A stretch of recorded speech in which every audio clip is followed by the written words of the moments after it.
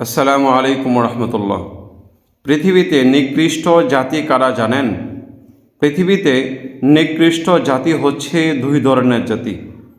প্রথমত, যে সমস্ত জাতি বেঁচে থাকা অবস্থায় তাদের ওপর কেয়ামত হবে, অর্থাৎ কেয়ামতের আগ মুহূর্তে যে জাতিরা থাকবে তারা হচ্ছে পৃথিবীর সবচেয়ে নিকৃষ্ট জাতি।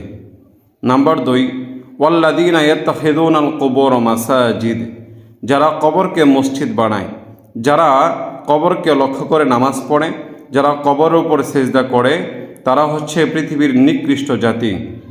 ইদানিং দ্বিতীয় কাজটি আমাদের সমাজে সবচেয়ে বেশি হচ্ছে। যেমন অনেক মানুষ কবরে সেজদা করছে, কবরকে লক্ষ্য করে মানুষ নামাজ পড়ছে। আমরা চেষ্টা করব দ্বিতীয়টি থেকে ইনশাল্লাহ বেঁচে থাকার এবং প্রথমটি থেকে বাঁচার জন্য আল্লাহ তাআলার কাছে দোয়া করব।